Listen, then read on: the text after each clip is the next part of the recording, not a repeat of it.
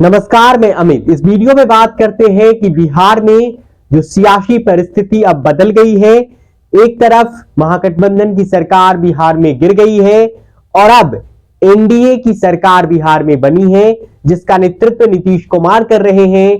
यानी राजद से जेडीयू का ब्रेकअप हो चुका है और बीजेपी के साथ जेडीयू का पैचअप हो गया है। तो अब जब सरकारें बदल गई हैं तो गठबंधन के पार्टनर्स भी बदल गए हैं और तो अब जो तस्वीर 20 जनवरी तक बिहार की राजनीति में थी कि सीटों के बंटवारों को लेकर, अब वह एक नई तरीके से उस पर मंथन शुरू हो गया है कि लोकसभा चुनाव 2024 में कौन सी दल कितनी सीटों पर चुनाव लड़े। इसी कड़ी में एनडीए से खबर यह है कि बीजेपी और जेडीयू बराबर सीटों पर चुनाव लड़ेगी और शेष सीटें लोक जनशक्ति रामविलास यानी चिराग पासवान के खेमे को दिया जाएगा। ऐसी खबरें हैं कि बीजेपी 18 और जेडीयू 18 लोकसभा सीटों पर बिहार में अपना कैंडिडेट उतार सकती है और 4 सीटों पर लोक जनशक्ति पार्टी रामविलास के कैंडिडेट चुनावी मैदान में उतर सकते हैं। ऐसा कहा जाता है हाजीपुर और वैशाली की सीट करीब करीब तय है लोजपा के लिए, बाकी सीटों का तलाश किया जाएगा। लेकिन इससे 3-4 सवाल निकल कर सामने आते हैं। पहला, क्या बीजेपी ये समझती है कि नीतीश कुमार उसके लिए ट्रम्प कार्ड हुए और इसलिए उन्हें एक बराबर सीटें मिलनी चाहिए हमारे साथ, जितनी सीटों पर हम लड़े उतनी सीटों पर वे भी चुनाव लड़े। और दूसरा, ये क्या बीजेपी को अब भी भरोसा है नीतीश के मैजिक पर, और क्या बीजेपी 2014 में जब प्रचंड मोदी लहर की शुरुआत इस देश में हुई थी तब बिहार में 40 में 31 सीटें जीती थी एनडीए गठबंधन ने, और 2019 के लोकसभा चुनाव के परिणाम ये कहते हैं कि जब नीतीश कुमार बीजेपी के साथ थे तब 40 में 39 सीटें जीत ली थी केवल किशनगंज को छोड़कर। तो बीजेपी 18 सीटों पर अगर चुनाव लड़ेगी तो क्या बीजेपी के कुछ सिटिंग सांसदों का टिकट कटेगा, कुछ सिटिंग सांसदों की सीटें इधर से उधर की जाएंगी, क्योंकि प्रधानमंत्री ने पिछले साल जुलाई के महीने में सांसदों के साथ बैठक में कहा था कि सांसदों ने जिन्होंने अच्छा काम किया है उनका भी टिकट कट सकता है, क्योंकि हमें गठबंधन धर्म का पालन करना है। तो क्या गठबंधन धर्म के पालन के नाम पर इन सांसदों की छुट्टी होगी? और अगर जेडीयू 18 सीटों पर चुनाव लड़ेगी तो क्या जेडीयू जो 2020 के विधानसभा चुनाव में खराब प्रदर्शन करती है, क्या उसका प्रदर्शन ठीक हो पाएगा?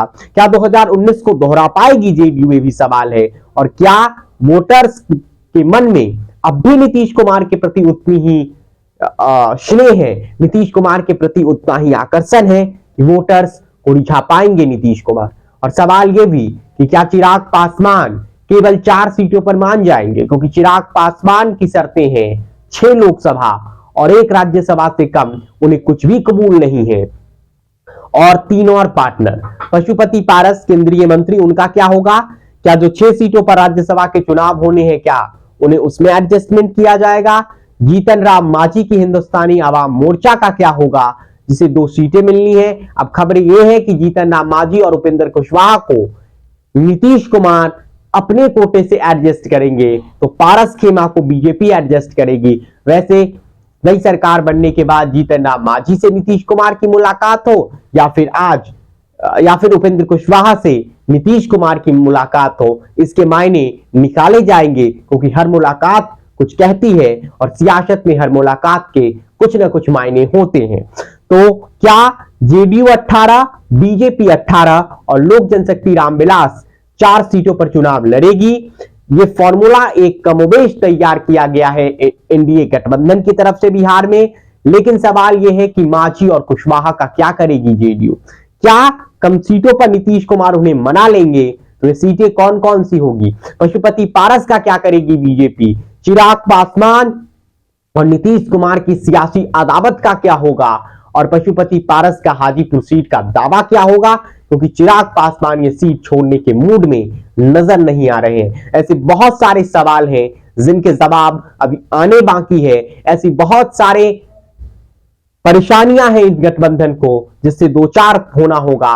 तो बिहार में एनडीए के सियासी नाव का जो खेवैया है वे कौन बनेगा, ये भी देखना है, या फिर ये नाव 2024 लोकसभा चुनाव से में डूब जाएगी बिहार में। चिराग पासवान क्या फैसला लेंगे? क्या चिराग पासवान को नीतीश कुमार उन्हें कबूल हो जाएंगे?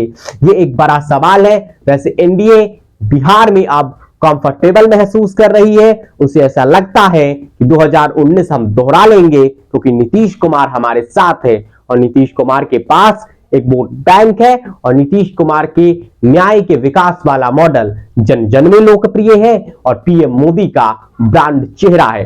तो एनडीए में सीट बंटवारा का फॉर्मूला कुछ यूं होगा, लोजपा 4, बीजेपी 18 और जेडीयू 18। इस पर सहमति बनाने की कोशिश हो रही है। देखना दिलचस्प होगा कि अंदर खाने क्या प्लानिंग करते हैं ये नेता और कौन सी पार्टी किस सीट पर दावा ठोकती है और किसका कितना चलता है। ये फिलहाल भविष्य के गर्भ में है। इससे जो भी जानकारी होगी हम आप तक पहुंचाते रहेंगे। फिलहाल इस वीडियो में इतना ही। हमारे चैनल को, यूट्यूब चैनल को सब्सक्राइब कर लीजिए और फेसबुक पेज को फॉलो कीजिए। वीडियो ज्यादा से ज्यादा लोगों तक शेयर कीजिए। आपका धन्यवाद।